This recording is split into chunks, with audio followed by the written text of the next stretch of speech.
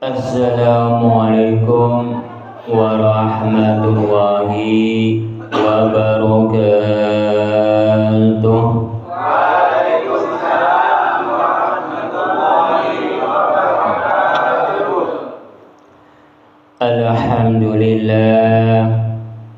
Alhamdulillahi rabbil alamin.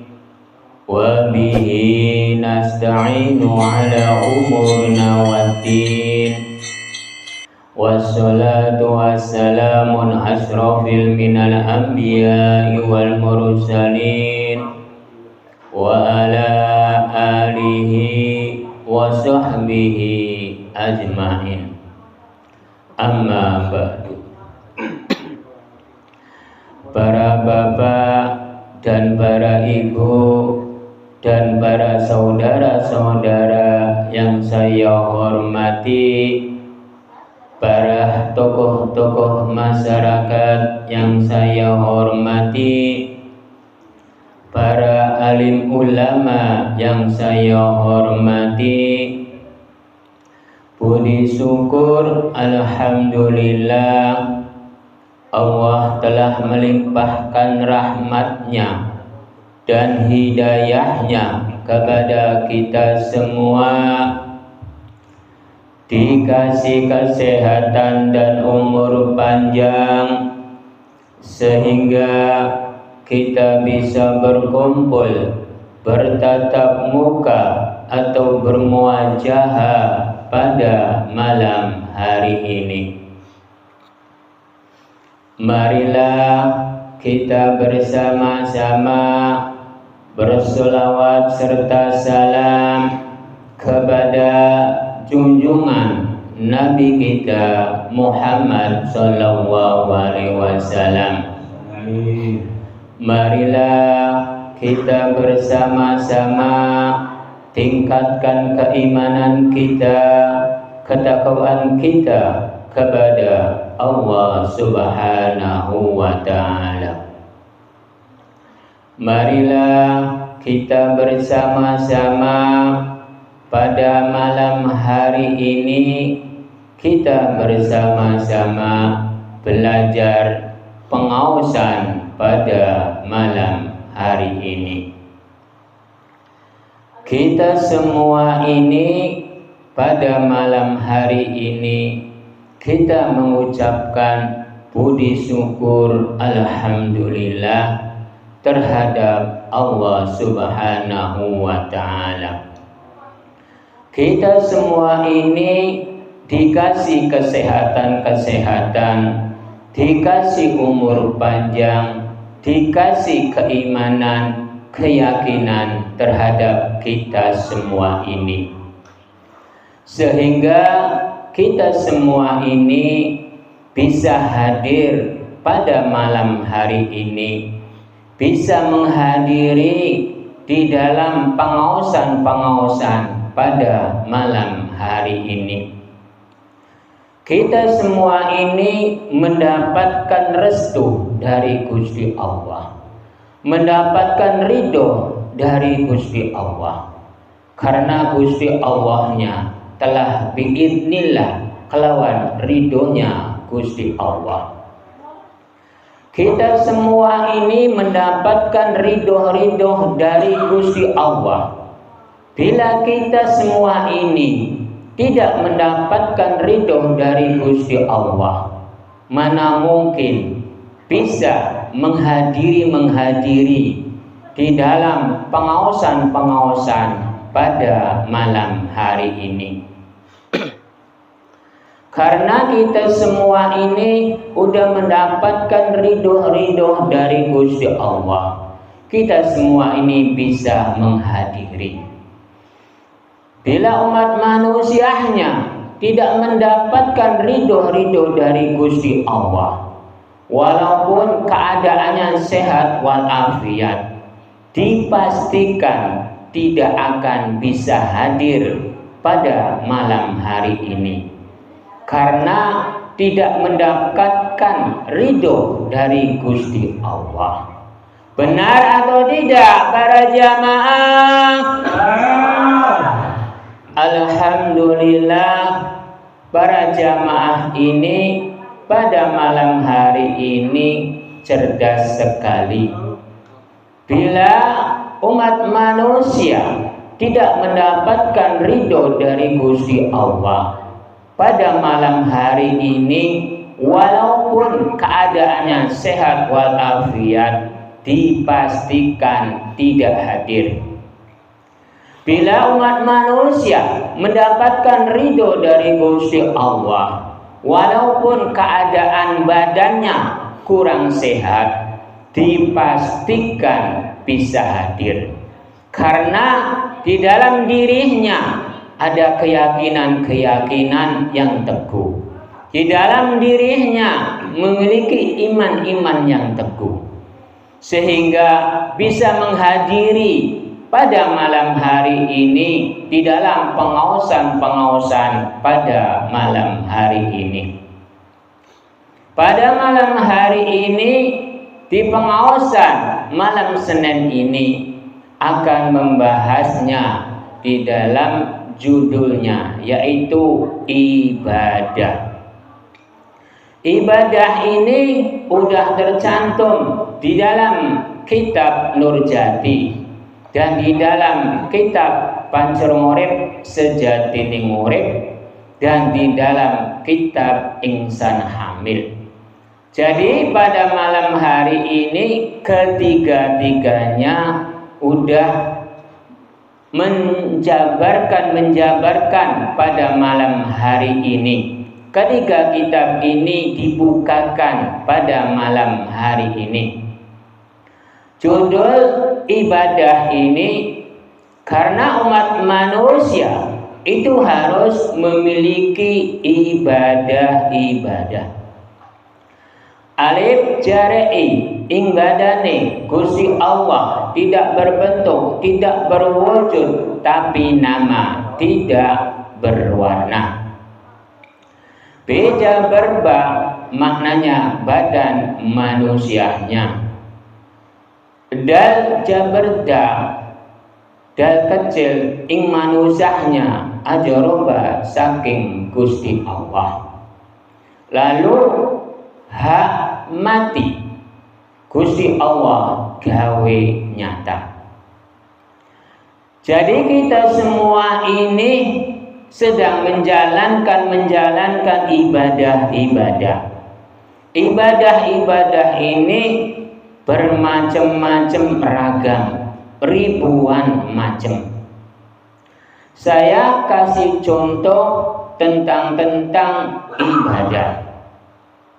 Karena di dalam alif jar'i ing badane Gusti Allah tidak berbentuk, tidak berwujud, tapi nama tidak berwarna. Lalu dilanjutkan dengan beja berba badan manusianya. Jadi di dalam alif jar'i ing badane Gusti Allah tidak berbentuk, tidak berwujud, tapi nama tidak berwarna. Gusti Allah itu adanya ing rasa. Rasa itu ada di diri umat manusia di dalam beja berba badan manusianya. Jadi rasa-rasa Sang Pencipta itu ada di diri umat manusia. Jadi kita semua ini rasa ini dari Sang Pencipta atau Gustine atau Gusti Allah atau Tuhannya. Karena rasa-rasa ini milik Sang Pencipta. Jadi benar atau tidak para jamaah? Karena Sang Pencipta ini memiliki rasa kasih sayang. Karena umat manusia diciptakan oleh Sang Pencipta dengan kasih sayangnya. Karena di dalam Rahman dan Rahim, Rahman itu yang membentuk makhluk, Nirwahimi yang mengasihi menyayangi. Sang Pencipta itu membuat makhluk, namanya manusia. Manusia ini berkembang, sehingga umat manusia ini di dalam dunia ini berjuta-juta, bermiliar-miliar. Itu dari kasih sayang Sang Pencipta. Jadi saya mau bertanya terhadap para jamaah, khususnya lelaki dulu yang saya mau pertanyakan. Para suami-suami memiliki kasih sayang enggak terhadap istri-istrinya? Para bapak Memiliki kasih sayang. Alhamdulillah, jawaban-jawaban para jamaah ini tegas dan gamblang. Cuman ada kekurangannya, kurang kompak.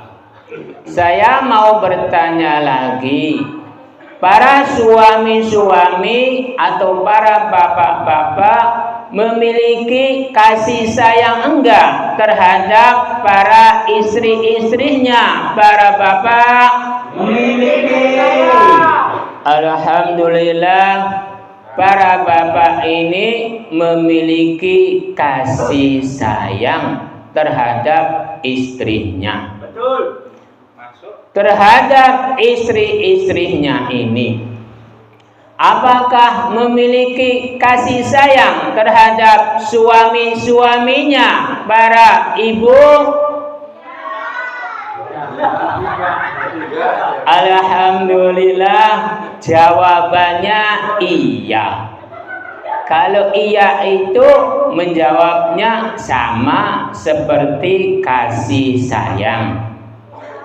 Saya mau bertanya lagi terhadap para bapak yang ada di sini. Terhadap istrinya memiliki kasih sayang. Lalu terhadap buah hatinya atau anaknya memiliki kasih sayang enggak? Para bapak Memiliki. Alhamdulillah, para bapak ini memiliki kasih sayang terhadap anaknya. Betul. Para bapak ini memiliki kasih sayang terhadap istrinya, memiliki kasih sayang terhadap anaknya. Itu baik dan bagus dan mulia di dalam perjalanan-perjalanan seorang ayah atau seorang bapak. Jadi kita semua ini yang diutamakan terhadap keluarga-keluarga ini, yang ditanamkannya itu yang pertama kalinya harus memiliki kasih sayang. Seorang ayah harus memiliki kasih sayang terhadap anak istrinya. Dan sebaliknya, seorang istri dan seorang anaknya itu harus memiliki kasih sayang terhadap bapaknya. Benar atau tidak para istri-istri dan anaknya? Alhamdulillah, dijawabnya benar. Tadi iya. Jadi yang saya membingungkan, tadinya iya, sekarang benar. Kalau benar itu baik, kalau iya itu baik.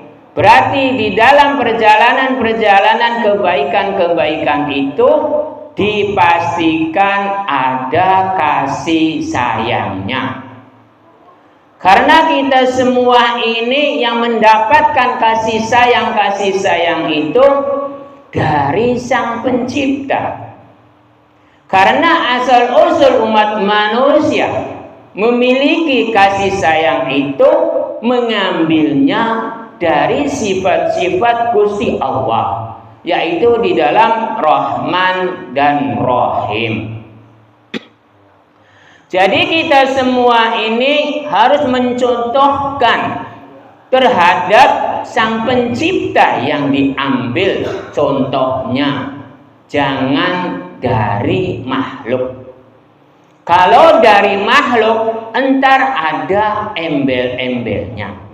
Kalau dari Sang Pencipta itu tidak ada embel-embelnya.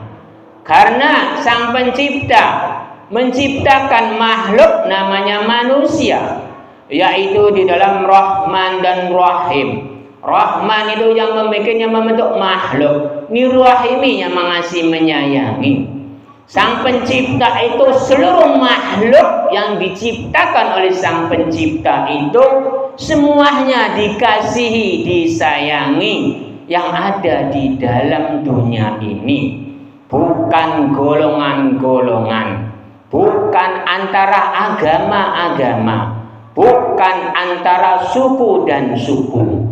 Bila ada seorang yang menyatakan tentang ada perbedaan di antara makhluk ciptaan Gusti Allah, namanya manusia, ada perbedaan, berarti umat manusia yang menyatakan seperti itu salah kaprah.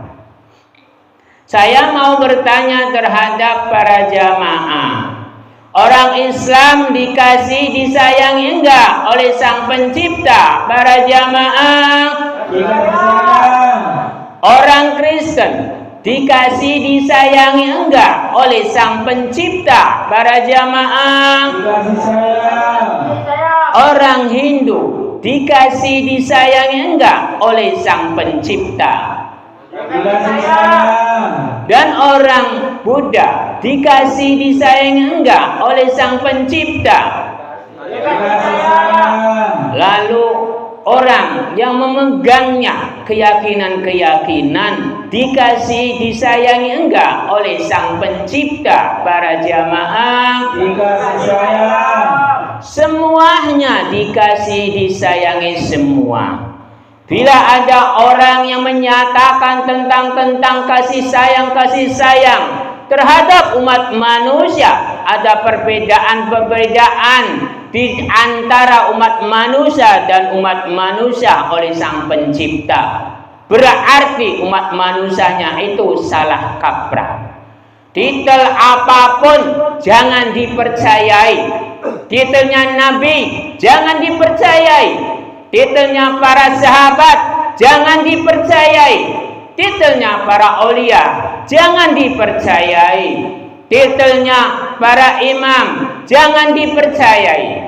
Titelnya para alim ulama, kiai, ustadz, atau gos-gos, atau buya-buya, atau habaib jangan dipercayai. Tentang ada perbedaan di antara umat manusia dan umat manusia, karena umat manusia itu ciptaan Sang Pencipta semuanya dikasih, disayangi. Bila ada orang yang menyatakan hanya orang Islam saja yang dikasih, disayangi oleh Sang Pencipta, berarti umat manusianya itu salah kaprah. Karena Sang Pencipta itu menciptakan makhluk semuanya dikasih, disayangi. Wanita dikasih, disayangi. Lelaki dikasih, disayangi. Yang ada di dalam dunia ini semuanya keinginan-keinginan yang ada di dalam dunia ini, keinginan umat manusia, semuanya dikabulkan semua oleh Sang Pencipta itu. Ada golongan-golongan yang menyatakan hanya orang Islam saja yang dikasih, disayangi oleh Allah atau Sang Pencipta atau Gusti atau Tuhannya, berarti umat manusianya itu salah kaprah. Karena umat manusianya bila Rahman itu seluruh umat manusia di dalam dunia ini dikasih semua, dirahmani semua. Tapi entar besok bila umat manusianya udah mati, itu kata orang-orang Islam yang menyatakan seperti ini. Kalau orang-orang Islam entar kalau udah mati, entar mendapatkan rahim dari Gusti Allah. Itu salah kaprah penafsiran seperti itu. Kalau rahim itu, rahimi yang mengasihi menyayangi itu adanya di dalam dunia, bukan entar ada di dalam kubur, bukan ada di dalam akhirat. Adanya rahimi yang mengasihi menyayangi itu adanya di dalam dunia. Benar atau tidak para jamaah? Alhamdulillah, para jamaah ini tambah pintar, tambah pandai. Kalau pintar pasti pandai. Kalau pandai pasti cerdas. Kalau cerdas pasti pintar.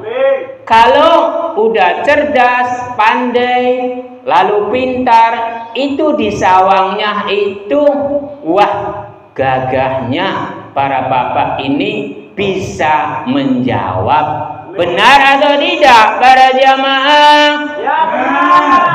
Alhamdulillah, para bapak ini menjawabnya benar.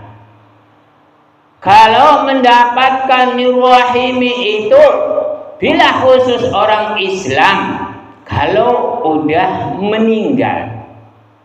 Kalau udah meninggal itu, aslinya itu tergantung ing kawitannya, perbuatan-perbuatan ing alam dunianya, entar pembalasan-pembalasan ing alam kuburnya, bukan mendapatkan rahimnya, tapi mendapatkan pembalasan-pembalasan atas perbuatan-perbuatan ing alam dunianya.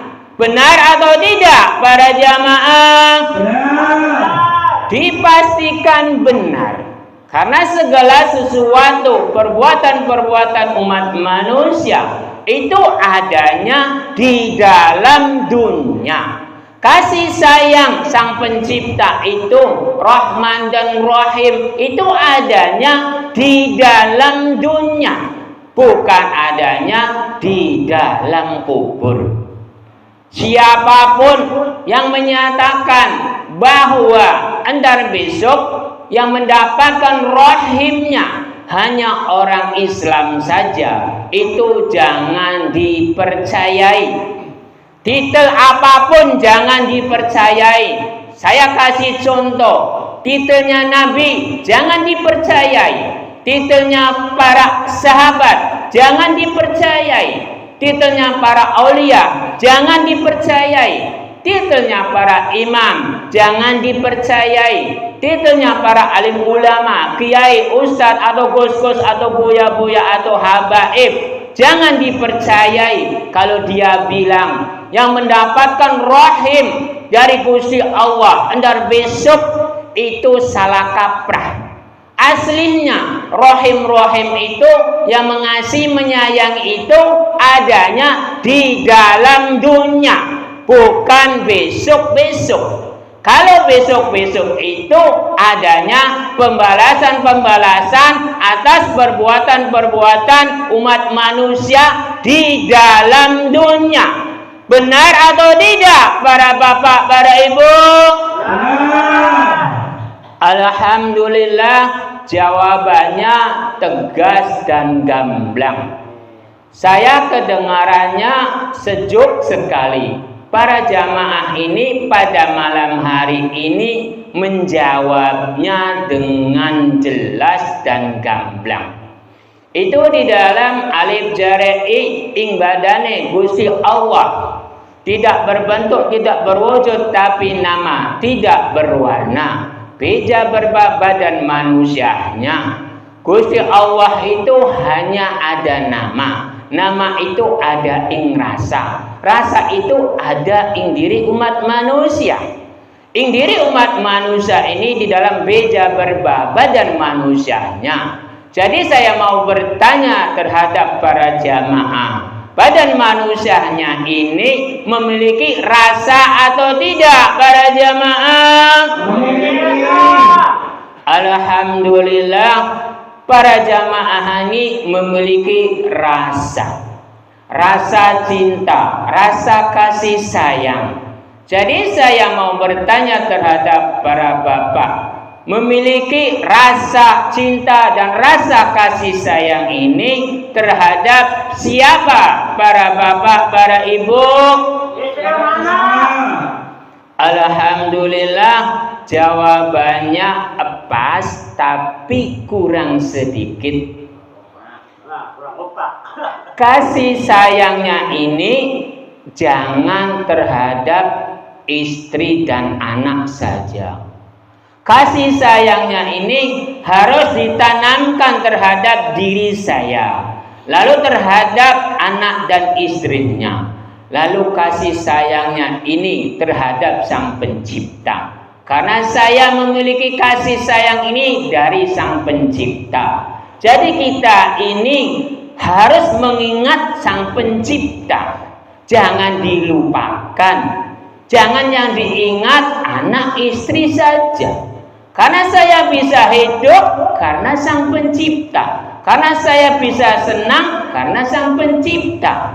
Bila Sang Penciptanya tidak disebut oleh kita, berarti saya tidak memiliki rasa terhadap Sang Pencipta.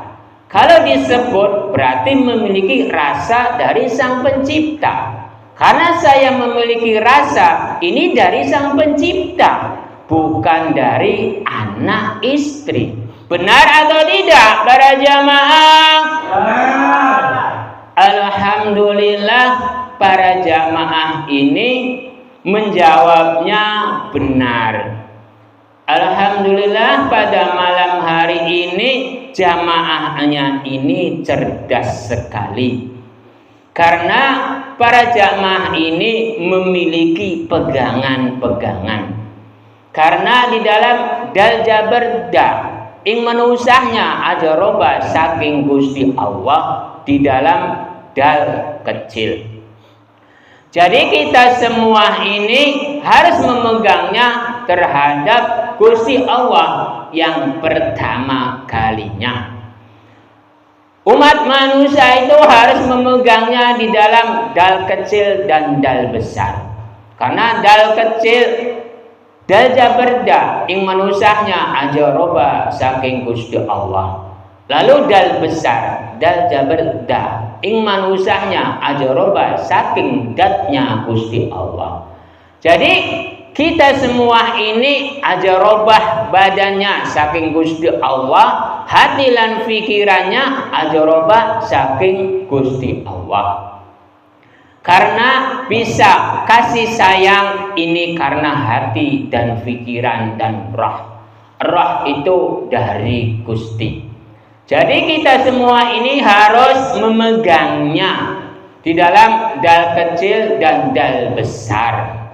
Karena dal jaberda, dal kecil ajaroba saking Gusti Allah, lalu dilanjutkan dal jaberda, dal besar ing manusahnya ajaroba saking datnya Gusti Allah. Jadi badan kita, hati kita, pikiran kita ini harus terhadap Sang Pencipta. Karena kita bisa memiliki kasih sayang terhadap anak istri. Ini dari rasanya, ini dari Sang Pencipta. Bila umat manusia tidak dikasih rasa oleh Sang Pencipta, entar tidak memiliki kasih sayang terhadap anak istri. Seorang suami ini jangan mentang-mentang menjadi suami. Karena di dalam kitab-kitab ulama, suruh ulama, bila surganya seorang istri adanya di suami, surganya seorang anak adanya di orang tua. Itu penafsiran seperti itu salah kaprah. Yang sebenarnya bukan seperti itu. Aslinya surganya seorang istri itu memang ada di suami. Tapi apa suaminya? Karena suami-suami zaman-zaman sekarang banyak yang salah menjalankan. Mentang-mentang surganya ada di suami, lalu seenaknya menyuruh istrinya, lalu seenaknya mengambil istrinya, disuruh begini, disuruh begitu, seenaknya. Karena zaman-zaman sekarang banyak seorang suami yang menjual istrinya terhadap orang-orang yang hidung belang lah. Saya kasih contoh. Jadi contoh suami-suami seperti ini itu jangan dipatuhi. Bila istrinya menolak, itu hak yang benar. Bila istrinya menurut, itu berarti salah besar. Karena umat manusia itu surganya seorang istri ada di seorang suami, tapi suaminya yang bagaimana? Bila suaminya yang benar dan yang baik, itulah surga seorang suami terhadap istrinya. Istrinya itu mendapatkan surga dari suami. Bila suaminya keras terhadap istrinya, lalu istrinya itu diperlakukan seperti budak-budak, itu berarti salah kaprah penafsiran-penafsiran seperti itu. Sebenarnya seluruh ulama menyatakan sebenarnya surganya seorang istri itu ada di suami, tapi ada tapinya sebenarnya. Tapi sebenarnya apa suaminya? Kalau suaminya baik, bagus, benar di dalam perjalanannya, wajib diikuti. Berarti surganya seorang istri. Bila seorang anak itu surganya ada di orang tua. Lalu orang tuanya ini menyalahgunakan tentang kekuasaannya.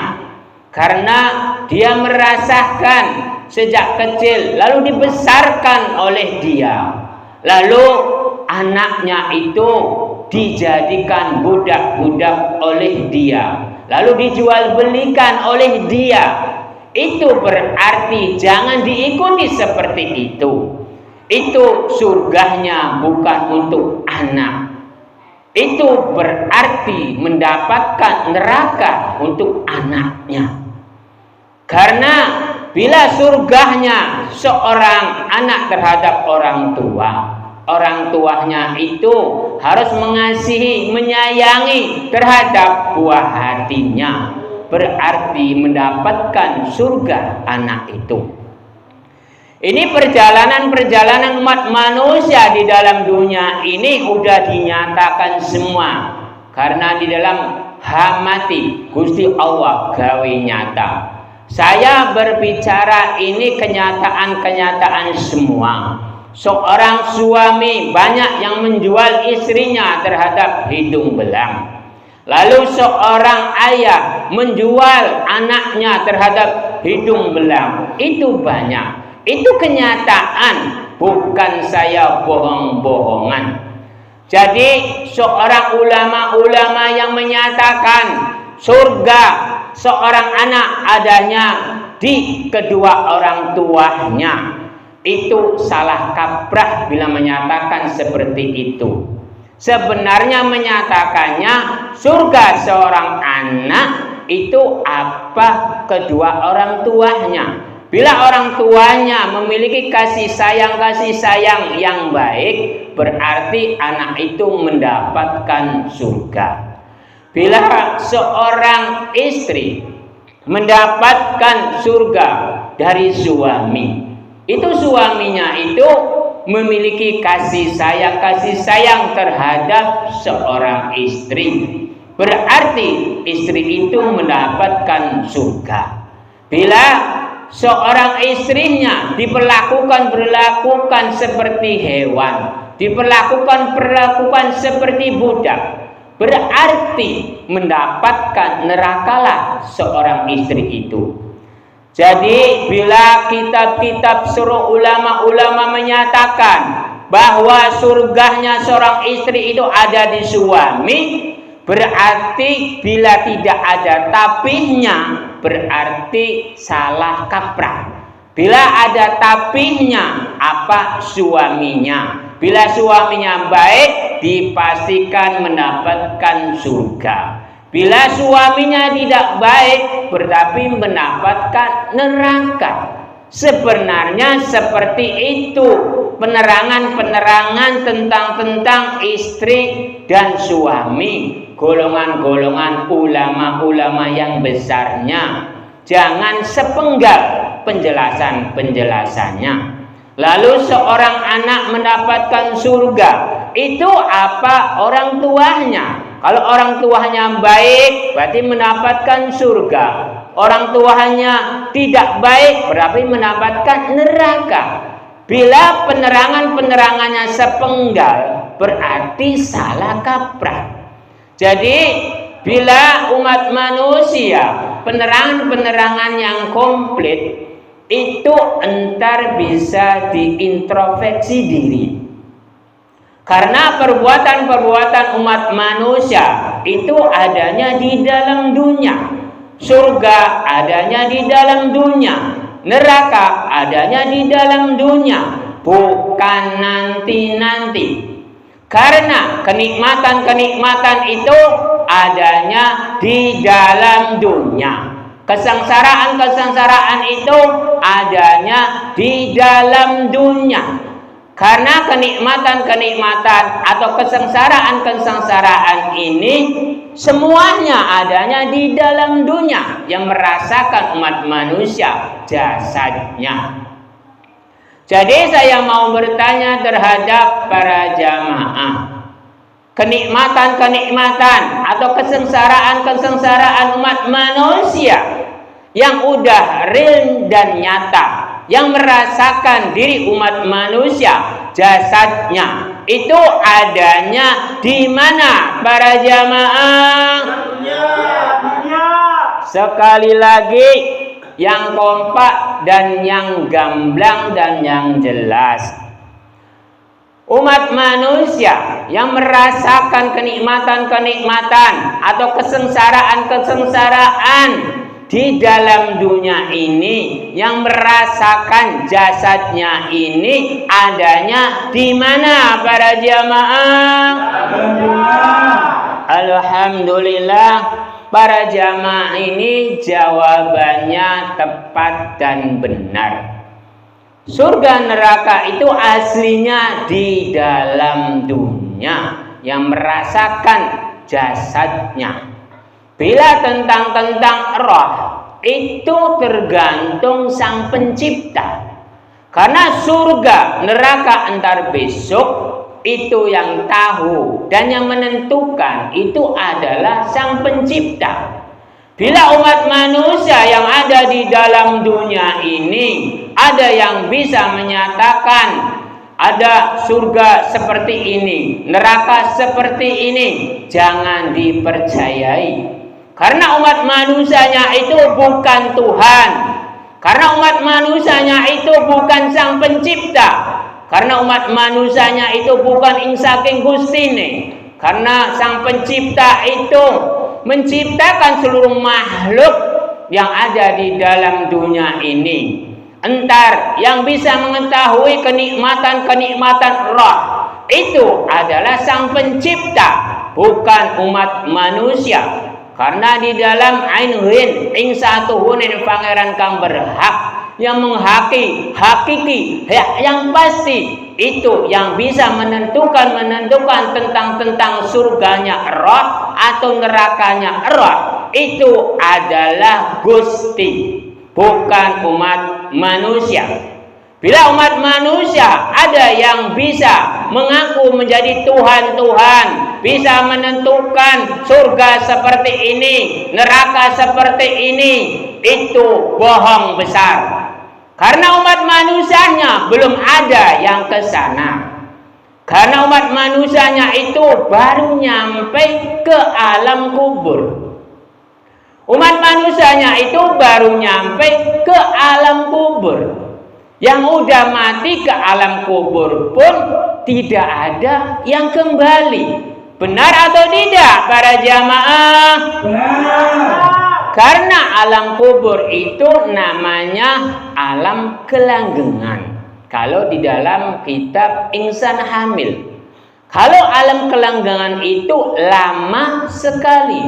Tidak ada penentuan-penentuan kapan diangkatnya. Tidak ada yang tahu. Yang tahu itu adalah Gusti.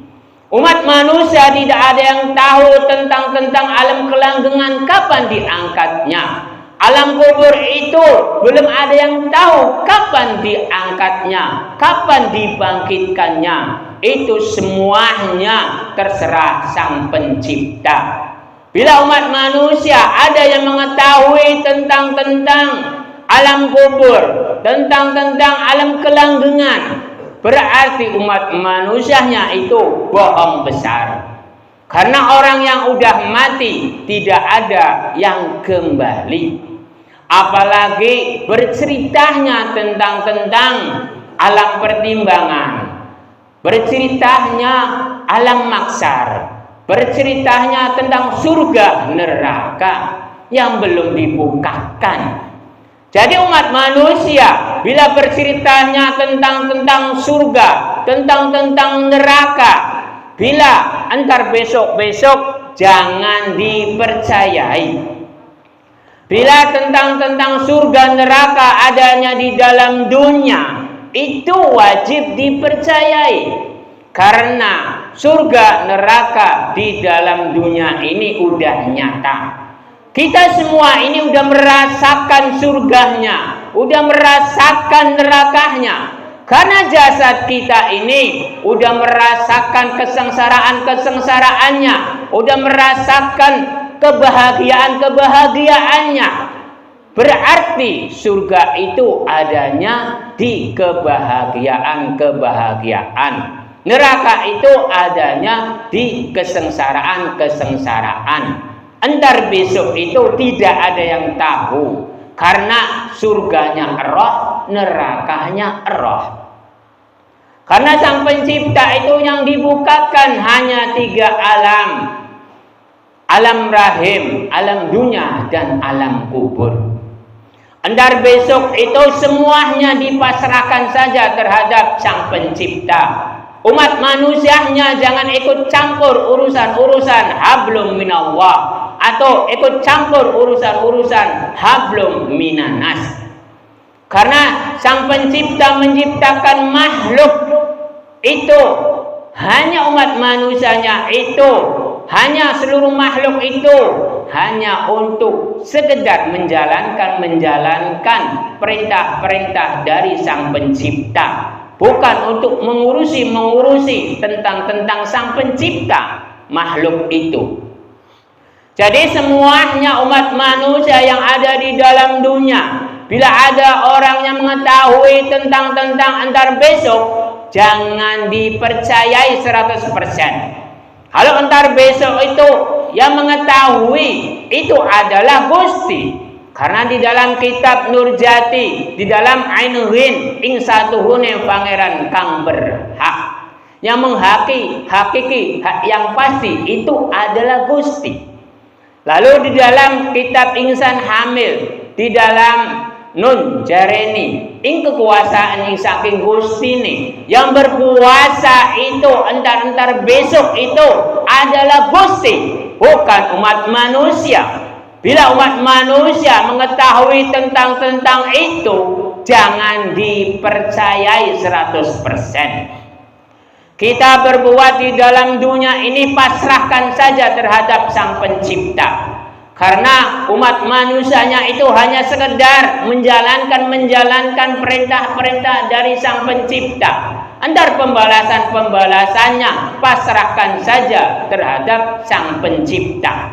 Karena yang lebih tahu, yang mengetahui tentang perbuatan umat manusia itu adalah Sang Pencipta. Karena yang berkuasa Sang Pencipta, yang menghakiki adalah Sang Pencipta, yang mengatasi itu segala sesuatu itu adalah Sang Pencipta. Karena di dalam alif jabar a ing atase Gusti, segala sesuatu yang mengatasi segala sesuatu apapun adalah Gusti. Tentang di dalam dunia, tentang antar besok di akhirat, semuanya adalah Gusti, bukan umat manusia. Bila ada orang yang bilang umat manusia bisa mengatasi entar besok di surga begini, di neraka begini, di dalam kubur begini, di alam mahsyar begini, di alam pertimbangan begini, jangan dipercayai. Karena umat manusia itu tidak mengetahui tentang alam-alam itu. Yang mengetahui alam-alam itu adalah Sang Pencipta. Karena di alam kubur itu umat manusia yang mengetahuinya hanyalah di atas bumi. Kalau di bawah bumi umat manusia, apakah rohnya itu apakah ada masih di dalam bumi, apakah ada di dalam kekuasaan Sang Pencipta. Karena antar besok yang dimintai pertanggungjawaban itu adalah rohnya, bukan jasadnya. Saya kasih contoh, berbuat baik jasad ini karena roh dan hati dan pikiran. Yang menggerakkan badan ini karena hati dan pikiran dan roh. Baru jasad ini bergerak. Apakah berbuat baik, apakah berbuat buruk. Dan antar besoknya yang dimintai pertanggungjawabannya itu adalah rohnya, bukan jasadnya. Bila ada seorang ulama-ulama yang besar atau kiai-kiai yang besar atau habaib-habaib yang besar menyatakan entar besok yang diterima hanya orang Islam saja, itu salah kaprah lagi. Karena Sang Pencipta itu bukan seperti itu. Seluruh makhluk namanya manusia, semuanya diterima oleh Sang Pencipta karena makhluknya. Entar besok itu yang diterima itu bukan umat manusianya, bukan jasadnya. Tapi yang diterima itu amal perbuatan umat manusia di dalam dunia ini. Entar perbuatannya yang diterima, bukan jasad umat manusianya entar besok itu.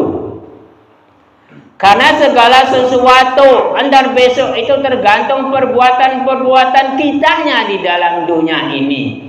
Entar pembalasan ing alam kuburnya atas perbuatan di dalam dunianya. Benar atau tidak para jamaah? Karena banyak seorang ulama-ulama yang bilang melencengkan semua. Hanya orang Islam saja yang diterima. Selain Islam entar kekal di neraka. Itu yang saya membingungkan seperti itu ulama-ulama zaman sekarang. Apakah ulama-ulama itu udah ke sana para jamaah? Belum ke sana, tapi kok bisa bilang seperti itu? Yang saya membingungkan, seluruh ulama, seluruh kiai, seluruh ustadz, seluruh buya-buya, seluruh gus-gus, seluruh habaib, seluruh imam, seluruh para sahabat, seluruh nabi menyatakan seperti itu. Bila selain Islam entar kekal di neraka. Jadi saya mau bertanya terhadap para jamaah yang tadi saya sebut, seorang nabi, seorang sahabat, seorang para aulia, atau para imam, seorang para alim ulama, kiai, gus-gus, atau buya-buya, atau habaib, udah banyak yang mati tidak para jamaah? Dipastikan udah banyak. Di sananya tahu nggak? Apakah di neraka? Apakah di surga para jamaah? Dipastikan tidak ada yang tahu. Umat manusianya itu udah baru nyampe ke alam kubur. Alam kubur pun belum ada yang mengetahui apakah mendapatkan nikmat, apakah mendapatkan sengsara. Seorang nabi pun belum diketahui apakah mendapatkan nikmat, apakah sengsara. Seorang para sahabat pun yang udah mati belum ada yang mengetahui apakah mendapatkan nikmat, apakah mendapatkan siksa. Seorang para aulia itu pun di alam kubur belum tidak ada yang tahu tentang apakah mendapatkan kenikmatan, apakah mendapatkan siksa. Seorang imam, seorang para alim ulama, kiai, gus-gus atau buya-buya atau habaib yang udah mati, di sana pun belum ada yang tahu apakah mendapatkan kenikmatan-kenikmatan, apakah mendapatkan disiksa. Benar atau tidak para jamaah? Benar. Saya penjelasan seperti ini supaya masyarakat umum ini jangan dibodohi, dikadali oleh para alim ulama-ulama yang bilang bahwa selain Islam entar kekal di neraka, selain Islam entar mendapatkan siksa semua. Itu salah kaprah. Semuanya umat manusia yang ada di dalam dunia ini, di dalam kitab Nurjati itu menyatakan itu tergantung ingkawitannya, perbuatan-perbuatan di dalam dunianya, atas perbuatan-perbuatan di dalam dunianya, antar pembalasan-pembalasan alam kuburnya atas perbuatan-perbuatan di dalam dunianya. Jadi semuanya yang dinilai itu bukan nasabnya, bukan turunannya. Yang dinilai itu adalah perbuatan-perbuatan umat manusianya di dalam dunianya. Titel apapun turunannya, titel apapun nasabnya, semuanya yang dinilai itu bukan nasabnya, bukan turunannya. Yang dinilai itu adalah amal perbuatan-perbuatannya. Benar atau tidak para jamaah? Alhamdulillah, para jamaah ini jawabnya tegas. Karena yang ceramahnya ini penegasan-penegasan untuk seluruh umat manusia yang titelnya tinggi-tinggi, seperti para imam, seperti para alim ulama, kiai, gus-gus atau buya-buya atau habaib. Penentuan-penentuan umat manusia di dalam dunia ini bukan karena nasabnya, bukan karena turunannya. Penentuan-penentuan umat manusia di dalam dunia ini karena tingkah laku perilakunya. Benar atau tidak para jamaah? Saya menyatakan tegas seperti ini supaya umat manusia itu sadar di dalam dunia ini yang titelnya tinggi-tinggi. Jangan memodohi orang awam, jangan memodohi orang kecil.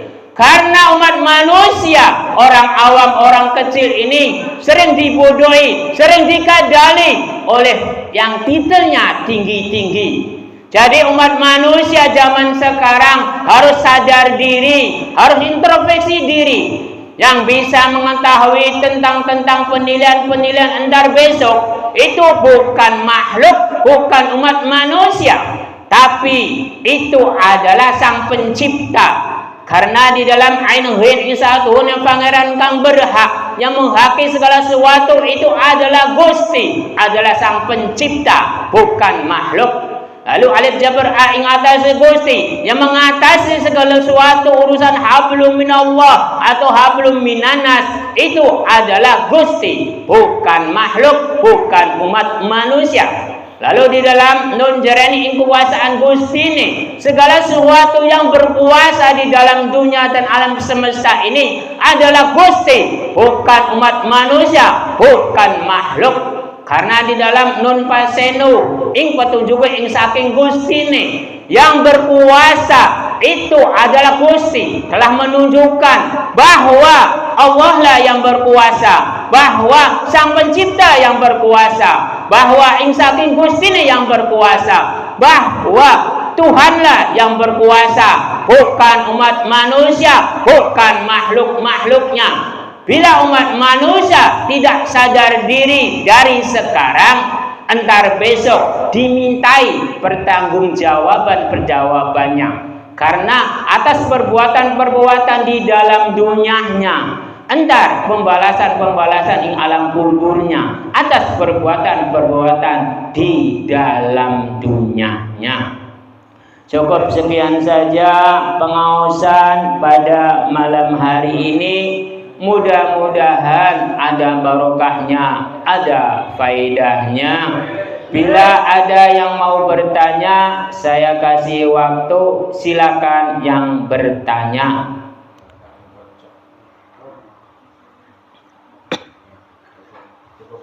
Bila tidak ada yang bertanya, saya lanjutkan dengan doa. Sebelum berdoa, saya mohon maaf yang sebesar-besarnya bila perkataan-perkataan saya ini tidak berkenan di hati seluruh umat manusia yang ada di dalam dunia ini. Saya mohon maaf yang sebesar-besarnya, karena saya ini umat manusia, tempatnya salah, tempatnya lupa, tempatnya segala-galanya. Bila perkataan-perkataan saya dianggap salah, saya mohon maaf yang sebesar-besarnya.